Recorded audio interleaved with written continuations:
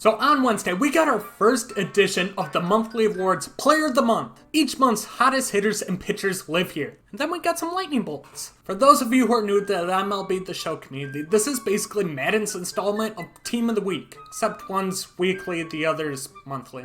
But essentially, it's going to be the same concept. You're going to get all the players, the best players from the month of April. You're going to get a couple of duds, a couple of decent budget beats, and then you're going to get one big badass master that you can install on the God Squad. But like Madden, not every single player that went off in April is going to get a card. You got players like Mike Trout, who had an MVP type start to the season and has been consistently an MVP candidate throughout his entire career. Definitely deserving of a card, but he's already got 96 and is almost 400,000 stubs. He's going to get upgrades throughout the year. There's no point to drop a lower overall card. Ronald Acuna also deserves a card. And during the live series upgrade, he went up 2 overall. So he's a 92. I'm guessing the master for this will be around a 94 overall. So honestly, there's no point in giving him a card. Lots of other cards could use it. But in today's video, I'm going to give you 5 pitchers and 5 hitters that I think will get upgrades, whether it be like 87 overalls all the way up to like 92 overalls. And then I'm going to give you 3 cards for like a 94 overall master of who I think it could be. But before we get into the video, let me know in the comments section, who do you think is going to be the 94 overall master? If one of you gets it right in the comments section and is subscribed to the channel, I'll pick one of you. I'll send you 10 bucks. Just let me know a way to contact you and make sure you're subbed and like the video while you're down there. So obviously not every single card that I can pick is going to end up getting a card on Wednesday, but I feel like this is a pretty safe bet. So we're going to start out with 5 pitchers here, and I'm going to go with Danny Duffy. He only has a 75 overall, and his name's not really talked about much, but in the month of April, he kind of cemented himself in the Cy Young contention and has gained the Kansas City Royals off to a hot start. It's the Kansas City Royals. But if you take a look at his stats, in 5 starts, he's got a 4-1 record with a .6 ERA. That's a .6 ERA. Now, obviously, everybody's going to say ERA's not everything. But look at some of his other numbers too. 30 innings pitched, 34 strikeouts, a .97 whip. Opponents are hitting 183 against him. His ERA plus is, I gotta look this up because this could be a typo, is 722. 100 is average. And his FIP is also 261. So obviously, the guy's putting up numbers. And he helped lead the Kansas City Royals to a 16-10 record after the first month of the season and cementing them in first place. I don't know, there's a lot of pitchers that you can pick from, but I think Danny Duffy is as safe as any to at least get a low like 87 overall on Wednesday. Next up, I got Anthony Desclafani of the Surprise Giants. What is up with these divisions after the first month? But Anthony Desclafani is a huge reason why the Giants are going head to toe with the juggernauts that are the Padres and the Dodgers. The Giants have one of the best pitching staffs in the league, and it's also one of the cheapest. Anthony Desclafani just pitched a complete game last week. In 6 starts, his ERA is exactly 2. Still has a whip under 1 at .94. And honestly, his stats are absolutely crazy. He doesn't give up a lot of walks. He doesn't strike out a lot of batters. But he kind of finesses his way. He gets weak contact, gets people to kind of roll over pitches, hit weak fly balls to the outfield, and what he's doing, honestly, he probably won't get another card. His stats probably will slowly decline, but if you're looking to get Anthony Desclafani an upgrade, now's as good a time of any. Just like Danny Duffy, a low like 87 overall would kind of do him justice. He had a good first month. So now let's kind of go with, I believe he still was a rookie entering the season, but a rookie making some noise, Trevor Rogers of the Marlins. 6 starts, he has a 1.91 ERA, 33 innings, but he has 44 strikeouts. That's almost a strikeout and a half per inning. 13 walks in those 33 innings I feel like isn't terrible either. 12 strikeouts per 9 to 3.5 walks per 9. That's a pretty good ratio right there. He's getting a ton of Ks. And to make matters even better, he's getting a lot of strikeouts and people aren't hitting him. 22 hits in 33 innings. That's a 195 opponent batting average, a 289 on base percentage, and only a 301 slugging. That comes out to a 590 OPS. His FIP is still 2.60, so he's definitely getting the job done on the mound. There are some signs that he could regress as the season gets longer. Half his balls hit have been hard hit, which is 95 miles per hour plus. He's at 47%, which is quite high, but you gotta reward the rook. He's balling out there, he's pitching, 1.91 ERA.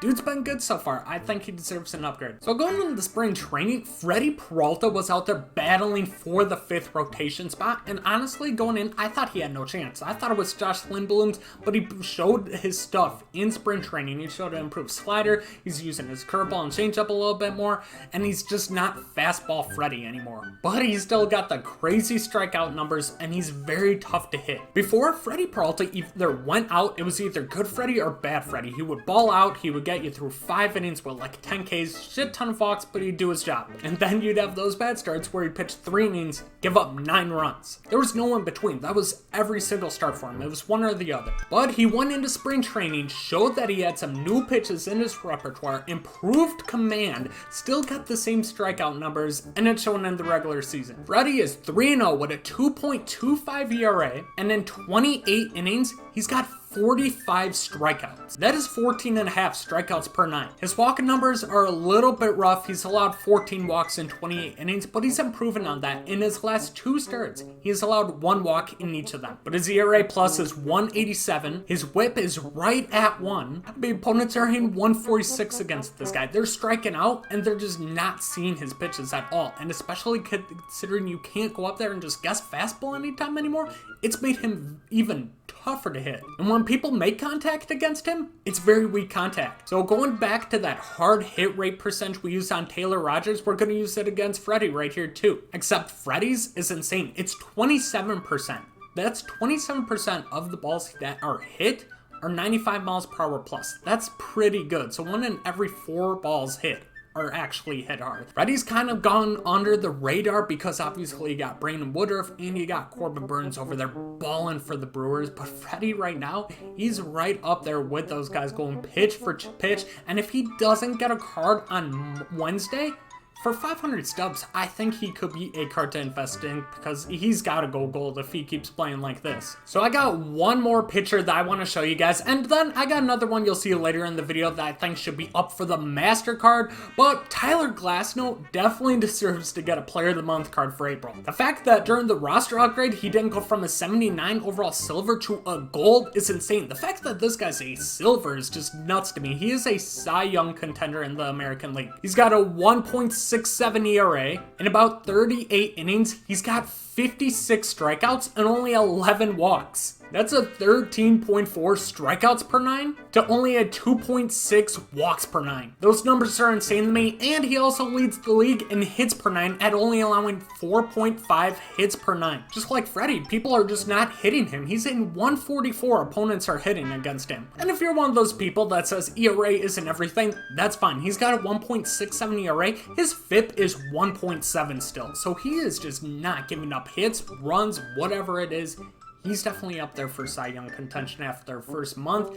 He needs to get a better card. I wouldn't be surprised if he gets like a 90, 92 overall upgrade. So this one's kind of borderline. I'm not necessarily sure he's going to get a card, but I think he's definitely up there. I got Xander Bogaerts. The Red Sox are in first place in the AL East. We really don't talk about it as much as we should because they were so bad last year, and this year they're off to a really good start. Part of it's because of this guy. Leads the league in doubles with 10. He's got 5 home runs in the first month. Keep up at that pace, he might break his career high of 33. Hitting .349 with a .384 on base percentage. OPS plus of 170, playing at a premium position of shortstop. With all the shortstops that we see are struggling right now, Xander Bogaerts is far from it. He's probably one of the best offensive shortstops in the entire league coming into the year, and he's kind of cementing that. He's one of the few that's not struggling. He's putting up consistent numbers, leading a Red Sox team that was in last place last year, at least near last place, up to first place after first month. I have teams like the Yankees and the Blue Jays who spent big,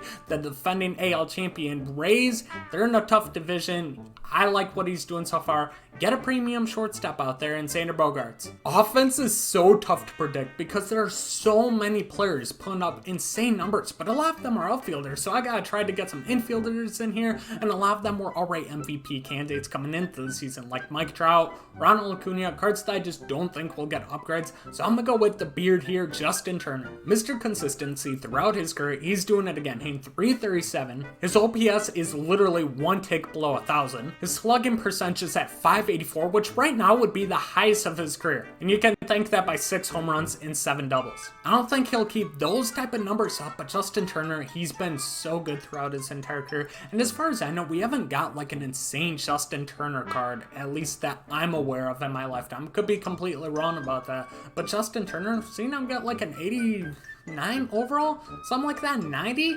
I could see a high contact, 110 contact versus left and right, just something that can go out there, get the job done, and maybe a little increase in power, because I feel like they're doing the power dirty on this guy. Honestly, there's no reason why he shouldn't get one, but there's also just so many offensive players that could, that I wouldn't be surprised if he didn't. But if he keeps this up, definitely don't be surprised if you hear him the NL MVP conversation at the end of the year. They's got off to a terrible start to the season, and then they busted out, what was it, 12, 13 wins in a row? Bro, I can't even do that in BR. I can't do that in a freaking video game. The A's went out there and did that in real life. Matt Olsen's a huge reason why to that. I mean, you take a look at his numbers right now, there's really no flaw to his game except he plays first base instead of like a second or short or something. I don't know. He's got 7 home runs alright with 20 runs batted in. A guy who's never been known for average. He's always had the big pop. He's in 314. His strikeout numbers are way down, only striking out 17 times in 96 plate appearances. On base percentage of 375, and his slugging's an insane 628. That's an OPS just over 1,000. His hard hit percentage is at 47%, so he's just smoking the ball out there. Matt Olsen's going out doing this thing, but the increase in average, you take a look at his contact on this card. He's got the power reverse right, but his contact 6751. What if we saw a juiced up Matt Olsen, all of a sudden that's getting towards the like upper 80s, like mid to upper 80s, and the power past 100 versus right and like 80 versus left? That could be a nasty card. We already got so many good first basemen, but I feel like getting an upgrade to Matt Olsen's definitely justified with the month he had and what he did to help the A's go on that insane win streak. So as you're seeing from kind of the base cards that I'm showing off, none of them are going to be the like red hot MVP names that you're going to see at the end of the video when I kind of go through the Masters, but one of the last ones I want to show off is Jesse Winker. A lot of people just either don't know much about Jesse Winker or don't realize how good he is. He's mainly been a platoon guy throughout majority of his career. You take a look, like his left-handed stats, terrible. For righties, he bops. But in his career, he's got a 384 on-base percentage and an 878 OPS, which are really good numbers. That's 5 seasons worth of at-bats too. And to make matters even more justifiable, it's over 1,100 at-bats. But somehow his numbers are even better this year. He's hitting 365 to lead the National League, has a 419 on base percentage, only 1 on base percentage away from blazing it. He's got 6 home runs, that helps him get to a 659 slugging percentage, a 1,078 OPS with a 176 OPS plus. A career high in exit velo percentage at 53.8%. Jesse Winker, he's getting everyday playing time. He's only played over 100 games once in his career, but man, bro, he is absolutely on a tear right now. He's probably the only offensive player that I'm showing off right now that I'm very confident he's going to get a Player of the Month card for April. There's no way. He led the league in average. His numbers are absolutely nuts. He needs an upgrade from this 78 overall silver. So the last guy I want to show off is Shohei Ohtani. Not necessarily sure he deserves to get a Player of the Month card. Like, don't get me wrong. The guy had a very, very good April. I just feel like there were guys that had better Aprils. But he still hit 8 home runs, had a 917 OPS. And he's just exciting. But that's part of the reason I have him on here. He's got this 1 gold card right here. And you take a look at it. It's a starting pitcher card. We don't have a Shohei Ohtani that we can just plug into our lineup to bat. I feel like that's part of what makes Shohei Ohtani who he is. We take a look at his stats. He's got good pitching stats and then insane hitting stats on his pitcher card. But you can only use this card once every couple of games. Why not get us a Shohei Ohtani card with the juiced hitting stats that we can play every day in like right field? I mean, we do it for Nelson Cruz. Nelson Cruz, like Shohei Ohtani's in every single day DH. I mean, Shohei Ohtani does play the field sometimes, not very often, but Nelson Cruz had as a freaking right fielder card. Why can't Shohei Ohtani? It'd be an exciting card to have. It would also give him an outfield card that people can use in every single game. Like I said, not necessarily sure he deserves it. Had a very good month. Feel like there were players that had better months, but I just feel like being able to give him a card that people can actually use every single game would be way worth it. So now I'm gonna go through it. I got 3 people. I think these are the only 3 people that it can be. One of these guys, I truly believe, will be the April Player of the Month Master. That means he'll get like a 94, 95 overall 2 stats card. And SDS usually hits a freaking home run with these cards. Their card art's usually really dope. The card stats are usually dope. They're always big name players. So I'm excited to see what they do. But once again, first off, if you made it this far in the video, be sure to drop a like. But also, let me know in the comment section who you think the Master is going to be. If you're subscribed to the channel and you get it right, on Wednesday, I will go through and I will pick one person who got it right, and I'll send you 10 bucks. Anyways, I'm going to go in order from number 3 of who I think it's going to be all the way to number 1. At number 3, I got Byron Buxton right here. Reason being, he just got a live series update on Friday from an 83 gold to an 87. If he didn't get that, he'd probably be number 1. His month was insane. This freaking dude is hitting 403 with a 439 on-base percentage, a 1270 slugging percentage. He's always been fast. He's always had insane defense, as you see by his stats. 99 fielding, 99 steal. That's never been the issue. It's always been staying healthy and being consistent. The power is showing. I mean, dude's got 8 home runs already, and you saw the slugging percentage. He's on a tear right now. Dude's on a freaking mission, and imagine how good this card would be. An 87 overall, imagine a 94. He'd still have the 99 speed, the 99 fielding, but his hitting stats right here, imagine they're all in like the 80s, the 90 range. That card, you could argue, would be the best card in the game. He plays center field, good speed, good hitting, good fielding. That card would be nuts. It'd almost be too good, which is probably another reason why we're not going to get that. Be a good way for SDS to make a ton of money, because these collections usually are pretty expensive. But getting a juiced out Byron Buxton card would be nuts. And like I said, if he didn't get that live series upgrade from 83 overall to all the way to an 87 diamond, I'd feel more likely he'd get it. But after that, I just don't see him giving it to him. And numero dos, we got Vlady Jr. This guy was probably the most hyped prospect we've had coming up since Bkindel and Bryce Harper back in like 2011. His first 2 years in the big league were kind of sluggish. He struggled a little bit, but this year he's finally put together. In his age 22 season, people were already ready to label him a bust. The dude's still 22 years old, starting to figure it out. And man, did he figure it out in April. We got a slimmed down Vlady. Imagine a Vlady with 99 speed instead of this 37.